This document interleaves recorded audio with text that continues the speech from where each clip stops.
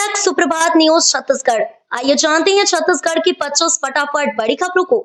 साथ ही daily update रहने के लिए चैनल को सब्सक्राइब करने के साथ वीडियो को लाइक जरूर करें। जल संसाधन विभाग में अमीन भर्ती परीक्षा 7 दिसंबर को बिलासपुर में 38,000 अभ्यर्थी होंगे शामिल। जल संसाधन विभाग में अमीन के रिक्त पदों पर भर्ती की परीक्षा 7 दिसंबर को बिलासपुर सहित प्रदेश के 16 जिलों में एक साथ आयोजित होगी। इसमें सभी जिलों के अभ्यर्थी शामिल होंगे। अकेले बिलासपुर में 38,000 से ज्यादा परीक्षार्थी 126 केंद्रों में शामिल होकर परीक्षा देंगे। परीक्षा 12 बजे शुरू होगी। निर्धारित समय से 30 मिनट पहले प्रवेश द्वार बंद कर दिए जाएंगे और देर से आने वाले अभ्यर्थियों को प्रवेश नहीं दिया जाएगा। सुबह 11:30 बजे तक अभ्यर्थियों के प्रवेश की अनुमति होगी। इसके बाद किसी भी स्थिति में प्रवेश नहीं दिया जाएगा। एसआईआर की निगरानी के लिए कांग्रेस ने बनाया कंट्रोल रूम। 90 विधानसभा के बीएलए को दी ट्रेनिंग। छत्तीसगढ़ में शुरू हुए एसआईआर अभियान को लेकर कांग्रेस ने अपनी रणनीति तेज कर दी है। प्रदेश कांग्रेस भवन में एक प्रदेश स्तरीय कंट्रोल रूम बनाया गया है जो पूरे राज्य में चल रही एसआईआर गतिविधियों की मॉनिटरिंग करेगा और जिलों से मिलने वाली रिपोर्ट पर तुरंत कार्रवाई करेगा। सलाम रिजवी की कंट्रोल रूम का संयोजक बनाया गया है और सभी सदस्यों को निर्देश दिया गया है कि जिला, शहर, ब्लॉक कांग्रेस कमेटियों, विधायकों, प्रत्याशियों, वरिष्ठ नेताओं और एआईसीसी की एसआईआर समिति के साथ लगातार समन्वय में रहकर अभियान को सुचारू रखें। धान खरीदी में अनुपस्थिति पर होगी कार्रवाई। अनियमितता बर्दाश्त नहीं। खरीफ विपणन वर्ष 2025-26 में समर्थन मूल्य पर धान उपार्जन की तैयारियों को मजबूत करते हुए जिला कार्यालय सभाकक्ष में समिति प्रबंधकों और डाटा ऑपरेटरों का प्रशिक्षण संपन्न हुआ। कलेक्टर भगवान सिंह उइके के मार्गदर्शन में आयोजित इस प्रशिक्षण में धान खरीदी को लेकर सख्त दिशा निर्देश, प्रक्रियाएं और सुरक्षा उपायों पर विस्तृत जानकारी दी गई है। अधिकारियों ने स्पष्ट कहा है कि धान खरीदी शासन की शीर्ष प्राथमिकता है और इसमें किसी भी प्रकार की लापरवाही, देरी या अनिवार्यता को, अनियमितता को शून्य सहनशीलता की नीति के साथ लिया जाएगा। पंडित रविशंकर यूनिवर्सिटी में जल्द शुरू होगा ऑनलाइन कोर्स। एमए इकोनॉमिक्स से शुरू होगी शुरुआत। पंडित रविशंकर शुक्ल विश्वविद्यालय जल्द ही ओपन एंड डिस्टेंस लर्निंग के साथ पहली बार ऑनलाइन कोर्स भी स्टार्ट कर सकता है। हाल ही में हुई कार्य परिषद की बैठक में इस प्रस्ताव को मंजूरी मिली है। इस महीने के अंत तक कोर्स शुरू करने के लिए फॉर्मल ड्राफ्ट तैयार कर यूनिवर्सिटी यूजीसी को भेजेगी। फरवरी तक यूजीसी इस पर फैसला ले सकता है। इसके बाद ही ऑनलाइन कोर्स शुरू होगा। यूनिवर्सिटी एडमिनिस्ट्रेशन के मुताबिक एमए इकोनॉमिक्स को सबसे पहले ऑनलाइन कोर्स के तौर पर शुरू किया जाएगा। रिस्पॉन्स सही मिला तो दूसरे कोर्स शुरू किए जाएंगे। हवाई यात्रियों के लिए खुशखबरी। मुंबई रायपुर के बीच इंडिगो की 1 फरवरी से 4थी उड़ान होगी शुरू। नए साल में रायपुर मुंबई के बीच सफर करने वाले यात्रियों को नई फ्लाइट का विकल्प मिलेगा। दोनों शहरों के बीच यात्रियों की काफी संख्या को देखते हुए इंडिगो एयरलाइंस 1 फरवरी से 4थी उड़ान शुरू करने की तैयारी में है। ये फ्लाइट दोपहर के शेड्यूल में आवाजाही करेगी। 4थी फ्लाइट आने के बाद यात्रियों का सफर और आसान होने की उम्मीद है। रायपुर के स्वामी विवेकानंद एयरपोर्ट से विभिन्न शहरों से संचालित होने वाली फ्लाइटों में दिल्ली मुंबई की डिमांड काफी रहती है। दिल्ली के लिए अब नियमित रूप से 8 उड़ानों का संचालन किया जाता है। आयुष्मान में गड़बड़ी, जांच के दायरे में 20 से ज्यादा निजी अस्पताल। राज्य स्तर पर एक बार फिर आयुष्मान भारत से इलाज करने वाले निजी अस्पतालों को जांच के दायरे में लेकर गड़बड़ी मिलने पर संबंधित अस्पतालों के खिलाफ कार्रवाई की जा रही है। जिला स्तर पर मिली शिकायतों के आधार पर मौजूदा स्थिति में 20 से ज्यादा निजी अस्पतालों को जांच के दायरे में लिया गया है। इन्हें नोटिस थमाकर जवाब मांगा गया है। संतोषप्रद जवाब नहीं मिलने पर ऐसे अस्पतालों को आयुष्मान भारत से इलाज करने से वंचित करने की कार्रवाई की जाएगी। शहीद वीर नारायण सिंह अंतर्राष्ट्रीय स्टेडियम का होगा कायाकल्प। छत्तीसगढ़ के क्रिकेट फैंस के लिए खुशखबरी है। राजधानी रायपुर अब जल्द ही टेस्ट क्रिकेट की दुनिया में अपनी दस्तक दे सकता है। राज्य सरकार ने नवा रायपुर से स्थित शहीद वीर नारायण सिंह अंतर्राष्ट्रीय स्टेडियम को 30 साल की लंबी लीज पर छत्तीसगढ़ क्रिकेट संघ को सौंप दिया है। साय कैबिनेट की बैठक में लिए गए इस फैसले ने रायपुर में अंतर्राष्ट्रीय क्रिकेट का भविष्य तय कर दिया है।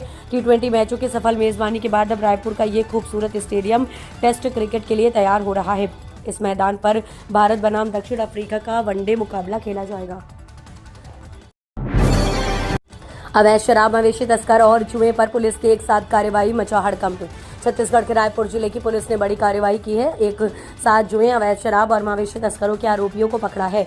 पुलिस अधीक्षक दिव्यांग पटेल के सख्त दिशा निर्देशन तथा अतिरिक्त पुलिस अधीक्षक आकाश मरकाम और एसडीओपी धर्मजयगढ़ सिद्धांत तिवारी के मार्गदर्शन में नवपदस्थ थाना प्रभारी लैलूंगा उप निरीक्षक गिरधारी साहब ने पदभार ग्रहण के साथ ही अवैध गतिविधियों पर नकेल कसने अभियान तेज कर दिया है। इसी क्रम में 15 नवंबर को ग्राम गश्त के दौरान पुलिस ने अवैध शराब और मवेशी तस्करी की कार्रवाई के साथ साथ जुआरियों पर भी निर्णायक प्रहार किया है।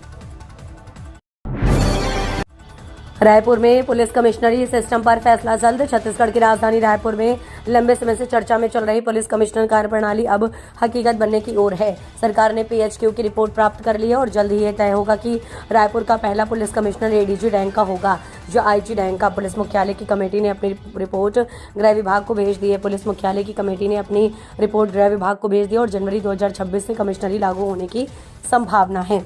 इसमें ओडिशा का मध्य प्रदेश मॉडल अपनाए जाने पर विचार चल रहा है। रायपुर में पहली बार लागू होने वाली पुलिस कमिश्नर प्रणाली को लेकर राज्य सरकार अब अंतिम निर्णय के करीब है।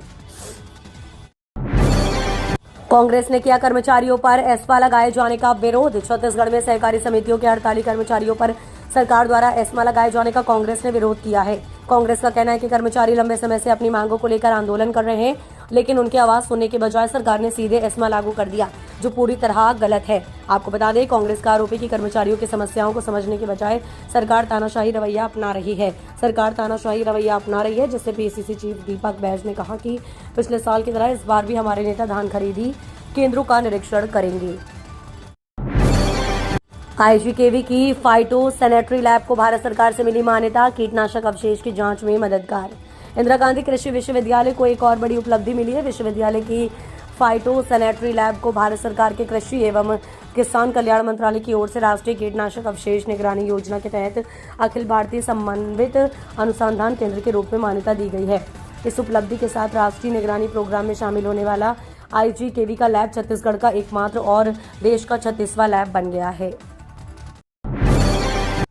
रायगढ़ में सुरक्षा के लिए लगाए गए CCTV कैमरों से स्वच्छता की भी निगरानी।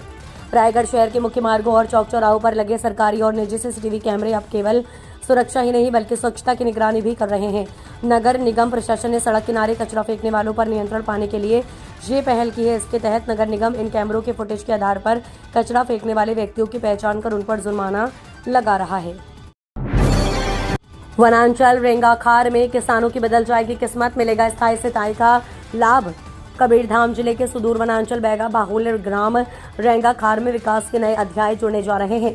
छत्तीसगढ़ के उप मुख्यमंत्री विजय शर्मा ने आज रेंगाखार में 2.24 करोड़ रुपए की लागत से तैयार होने वाली रेंगाखार जलाशय शीर्ष एवं CC नहर लाइनिंग कार्य का विधिवत पूजा अर्चना कर भूमि पूजन किया। इस दौरान उन्होंने जलाशय और निर्माण स्थल का निरीक्षण भी किया। उन्होंने सभी कार्यों की विस्तार से जानकारी ली और अधिकारियों को गुणवत्ता का विशेष ध्यान रखते हुए सब सीमा में निर्माण कार्य पूर्ण करने के निर्देश दिए। बिहार को 22 नवंबर से पहले मिल जाएगी नई सरकार, चिराग पासवान ने कर दिया क्लियर। बिहार विधानसभा चुनाव 2025 में प्रचंड बहुमत हासिल करने के बाद NDA गठबंधन अब नई सरकार बनाने की प्रक्रिया में तेजी से आगे बढ़ रहा है। केंद्रीय मंत्री और लोक जनशक्ति पार्टी के प्रमुख चिराग पासवान ने संकेत दिए हैं कि 22 नवंबर से पहले नई सरकार का गठन पूरा कर लिया जाएगा। मीडिया से बातचीत में चिराग पासवान ने कहा कि सरकार गठन को लेकर चर्चा जारी है और बहुत जल्द इसकी तस्वीर साफ हो जाएगी। 3 दिसंबर को रायपुर में भिड़ेगी भारत और दक्षिण अफ्रीका, 500 में मिलेंगे टिकट। छत्तीसगढ़ के क्रिकेट प्रेमियों के लिए बड़ी खुशखबरी है। टीम इंडिया और दक्षिण अफ्रीका के बीच टेस्ट सीरीज के बाद 18 नवंबर से वनडे मैच भी खेला जाना है। 3 दिसंबर को दूसरा वनडे मैच छत्तीसगढ़ के रायपुर के शहीद वीर नारायण सिंह अंतर्राष्ट्रीय क्रिकेट स्टेडियम में खेला जाएगा। इसके लिए जल्दी टिकटों की बिक्री शुरू कर दी जाएगी। इस बार टिकटों की कीमतों में कटौती की गई है। इस मैच को देखने के लिए दर्शकों को कम से कम 1000 रुपए खर्च करने होंगे। मीडिया रिपोर्ट्स के मुताबिक स्टूडेंट्स के लिए टिकट की कीमत 500 रुपए हो सकती है। टिकट ऑनलाइन और ऑफलाइन मिलेंगे।